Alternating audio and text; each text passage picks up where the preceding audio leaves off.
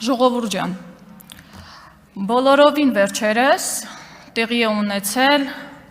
պատմության մեջ մի աննախադեպ երևույթ, կասեի տիեզերական մակարդակի աննախադեպ երևույթ։ Երկիր մոլորակը դադարել է պտտվել,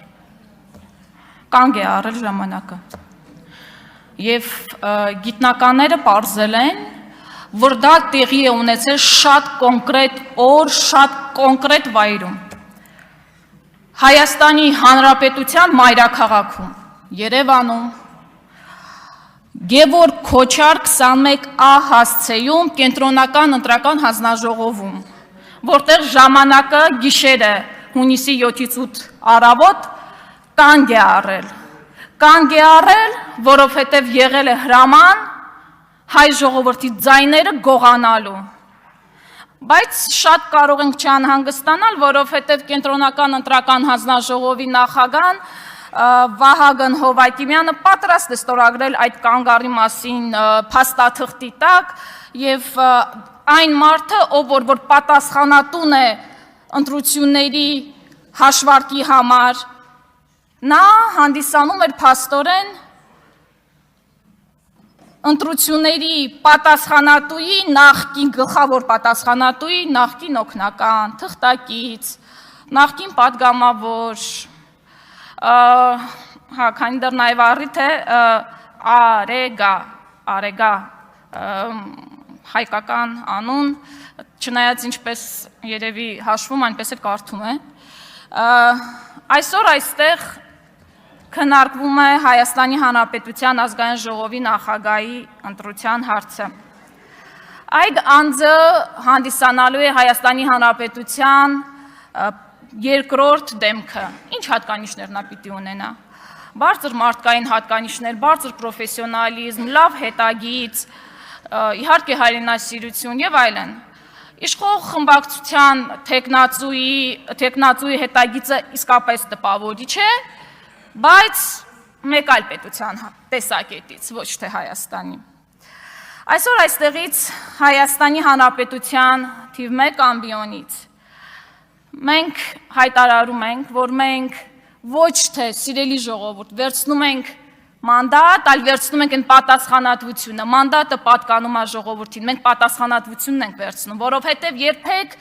դատարկ աթոռները չեն կարող պաշտպանել ձեր ձայները, չեն կարող պաշտպանել ժողովրդավարությունը եւ Հայաստանի շահերը։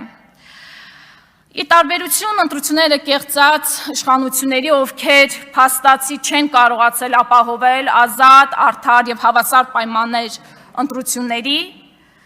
եւ ում առաքելությունը բացարձակապես միայն պառակտումն է, մենք սիրելի ժողովուրդ, ուժեղ Հայաստան չընտրած քաղաքացիներ,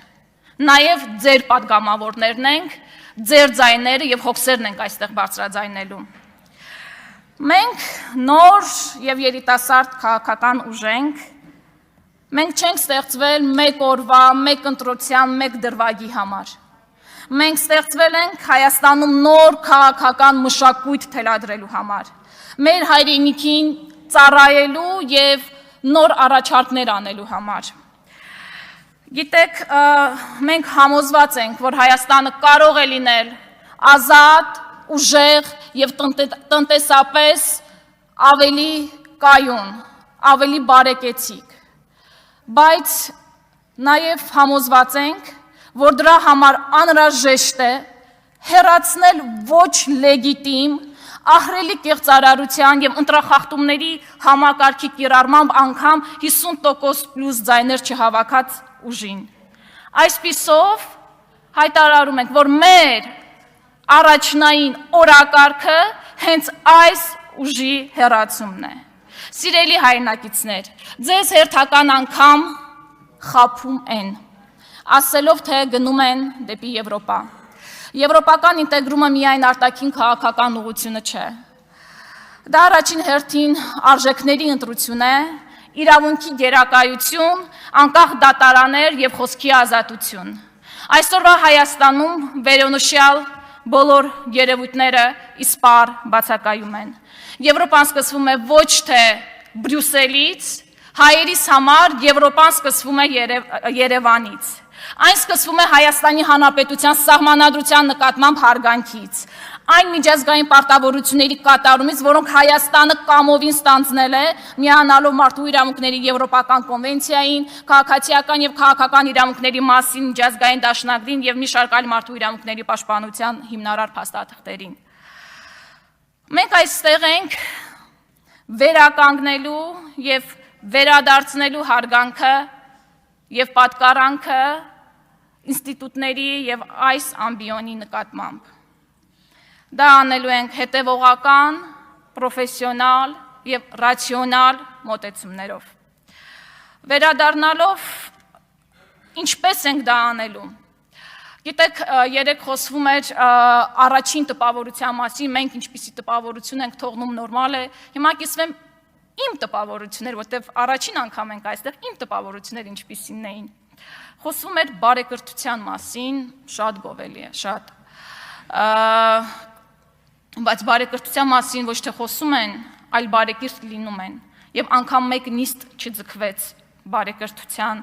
հորդորը, անգամ ձեր թիմակիցներին, Ռուբեն Ռուբինյան, դուք հորդորում եք բարեկրթության, բայց ձեր խոսքը անգամ չանցավ ձեր թիմակիցների նկատմամբ, ովքեր ընդամենը մի քանի րոպեներ հետո եկան եւ անբարեկիրթ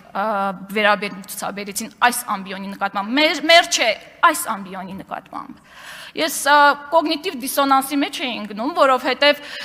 ինձ թվում է դուք իրար հետ չեք շփվում, որովհետեւ կարծես խոսում եք բարեկրթությունից խոսվեց եւ հետո եկավ այսպես, չգիտեմ, SMS է եկել, հրահանգ է եկել միանգամից այդ պահին ձեզ, բայց եկակ ու միանգամից գնաց ոչ բարեկիրթ պահվածքը։ Գիտեք,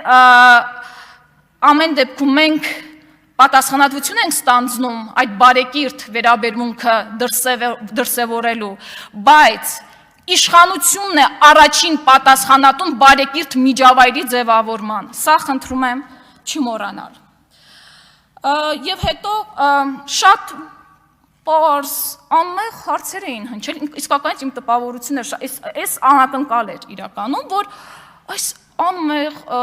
պարզ հարցերից կարծես շատ վիրավորվեցիք, ասենց 17 հոգով եկան միանգամից պաշտպանելու Ռուբեն Ռուբինյանին։ Ես կարծում եմ ամեն դեպքում դուք պաշտպանության կարիք չունեք, դուք հայտարարեցիք, պատասխանը տվեցիք, կարծում եմ պաշտպանության կարիք չունի ազգային ժողովի նախագահի թեկնածուն։ Եվ հետո խոսվեց հակաթուրքականությունը, կարծեմ չեմ կարող ուղակի մեջ բերեմ, բայց եթե սխալ եմ ասում, կուղեք հետագայում դուք ձեր ելույթներով։ Խոսվեց, որ հակաթուրքականությունը հայրենասիրությունը չէ եւ այլն։ Այո, հայրենասիրությունը շատ ավելի մեծ գաղափար է, համաձայն եմ ձեզ հետ, բայց անկեղծ ես չեմ սիրում թուրքերին։ Ես ունեմ պատճառներ չսիրելու, ինչ անենք, ոնց կարող ենք մենք սիրել թուրքերին, թե դուք սիրում եք, այդ ձեր գործն է, մի ստիպեք, որ ուրիշները սիրեն։ Եվ հետո Ռուբեն Ռուբինյանը խոսում էր, որ իր 1 տարեկան երեխան չի տեսել պատերազմ, չգիտեմ, եթե սխալվում եմ տարիքը ներողություն եմ խնդրում, 2 ներողություն, չի տեսել պատերազմ, ամեն ինչ անելու է, որպեսզի չտեսնի։ Գիտեք, ես էլ 2 տղաների մայր եմ։ Ես էլ փորձելու եմ ամեն ինչ անել, որ պատերազմը չլինի, որովհետև պատերազմի մեջ ոչ մի լավ բան չկա։ Բայց միևնույն ժամանակ ես հասկանում եմ, որ իմ տղաների վրա բերեմ օրինակը։ Իմ տղաները ոչնչով ավել չեն Հայկ Ապրեսյանից, իսկ ես ոչնչով ավել չեմ Հայկ Ապրեսյանի մորից։ Հայկ Ապրեսյանը մարտական խաչ 2-րդ աստիճանի շքանշանակիր է, ով որ զոհվել է ձեր իշխանությունների վարած քաղաքականության պատճառով եւ իմ տղաները իրանցից ոչնչով ավել չեն։ Եվ հետևաբար ամեն ինչ արվում է հատուկ նրա, որպեսզի խաղաղությունը լինի, որպեսզի պատերազմ չլինի, բայց ոչ մեկին առավել ու ներքև չդասելով։ Ես եւ հիմա վերջում առանց դրա հնարավոր չի, այս ամբիոնից, այսուհետ դուք հաճախ եք լսելու։ Ակադեմիկոս Հրաչյա Աճարյանի բնութագրմամբ հայերենի տարածվածությամբ եւ խոսողների թվով ամենամեծ արևելահայ բարբառը։ Սիրելի արցախցիներ,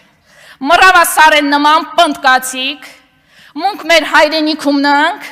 վեշիմպեն մորացվալ չի ու վեշիմպեն ներվալ չի։